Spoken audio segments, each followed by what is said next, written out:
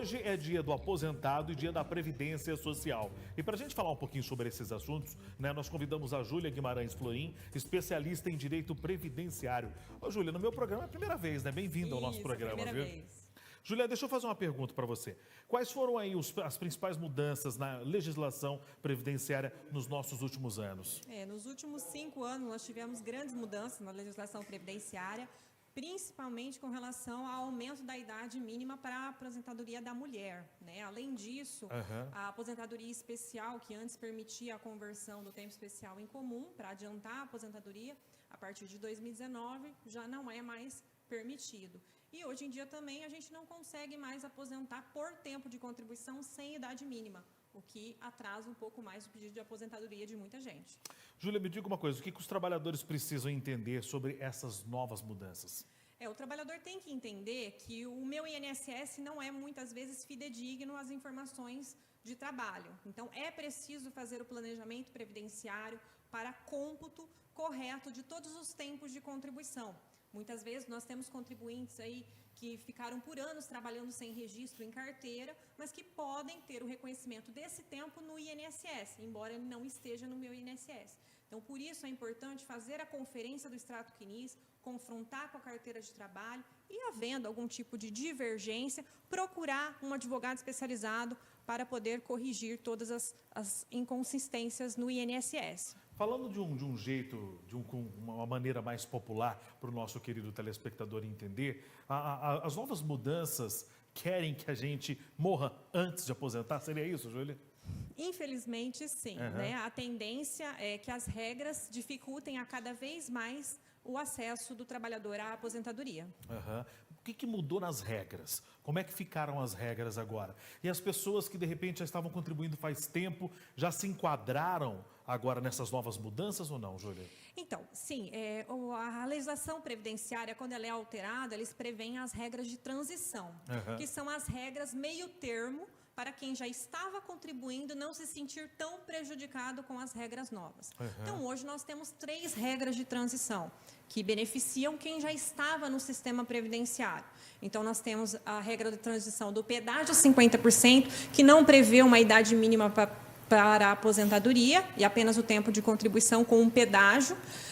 O pedágio 100%, que embora tenha uma idade mínima, é uma idade mínima reduzida, e existe também a necessidade de comprovar mais tempo de contribuição. Então, a pessoa tem que comprovar, se ela devia, por exemplo, 2 anos, faltava 2 anos para ela se aposentar, ela tem que comprovar mais 4, o dobro, né, para poder se valer dessa regra.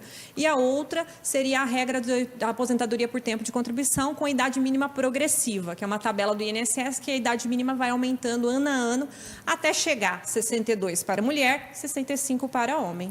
Tem uma matemática aí agora, não tem? Você tem que somar a sua idade e somar o seu tempo de serviço registrado para dar um número para você chegar para a sua aposentadoria. Isso. Seria isso, mais ou menos? Hoje essa regra ela já não está mais em vigência. Né? Essa regra era uma das regras que permitia a aposentadoria por pontos, né, que somava. Mas hoje em dia, como a gente tem a necessidade da idade mínima, né, então não tem como você suprir o tempo de contribuição ou a idade mínima com o tempo de contribuição. Então, hoje, a que está em vigor é pedágio 50%, pedágio 100%, idade mínima progressiva e as novas regras da aposentadoria, por idade e tempo de contribuição e idade mínima. Júlia, os nossos telespectadores estão perguntando, Diogo, pergunto para a Júlia, o que é a revisão da vida toda? E parece que agora ela foi cancelada. Sim, infelizmente, desde setembro do ano passado, o STF colocou uma definição sobre o tema em desfavor dos segurados, dos beneficiários de aposentadoria, que não vão poder pleitear mais a revisão da vida toda. Entretanto, a temática ainda segue no STF para que seja definido se quem recebeu valores por essa revisão terá que fazer a devolução ao INSS e também sobre questões de correção monetária. Quem é autônomo, como é que faz para poder aposentar? De repente, tem quantas são as pessoas que trabalham com o sistema autônomo e ainda nunca recolheu nada? O que ela faz para ela não se preocupar lá no futuro, Juliana? ela tem que fazer um planejamento previdenciário, né? A pessoa que é autônomo, que é contribuinte individual e até mesmo facultativo, né? A dona de casa, o estudante, a partir dos 16 anos já pode contribuir para a Previdência Social com uma alíquota reduzida e que garanta aí o direito de aposentadoria lá no futuro, ainda que não tenha uma atividade remunerada. O autônomo, ele deve contribuir para a Seguridade Social, é uma contribuição obrigatória, porque quem gera renda tem que contribuir para a Previdência Social.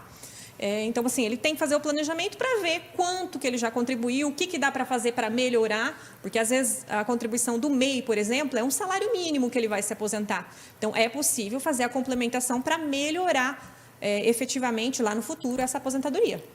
Outra pergunta. O Supremo Tribunal Federal ainda não decidiu se os vigilantes têm direito à aposentadoria especial. Se aprovada, como que ela funcionaria, Júlia?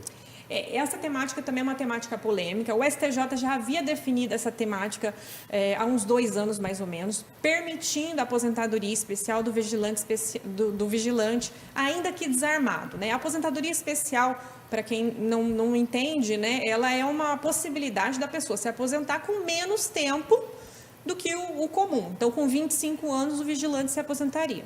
Entretanto, o STF entendeu que a temática deveria ser avaliada como repercussão geral, ou seja, no país todo. Então, foram todos os processos desse tema suspensos e aguarda o julgamento definitivo do STF, que está previsto para acontecer esse ano. Mais uma pergunta para a gente encerrar aqui, Julia. Diogo, eu tenho MEI, eu preciso pagar a Previdência ou só pagando as taxas do MEI eu já estou contribuindo? Sim, pagando as taxas do MEI, o segurado está dentro do regime da Previdência Social. Mas veja bem, ele só vai ter direito à aposentadoria por idade. Ele não vai ter direito à aposentadoria por tempo de contribuição.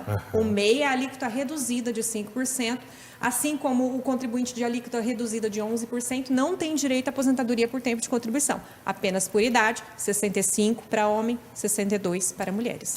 E se a pessoa tem alguma dúvida para poder aposentar, procure um profissional da área, né, Juliana? Sim, é o que a gente recomenda. Procurar um advogado especialista em direito previdenciário. Assim como na medicina, no direito, nós temos especialistas nas áreas criminais, civil e também no direito previdenciário, para que possa fazer um estudo de planejamento previdenciário adequado, né, para garantir a melhor aposentadoria.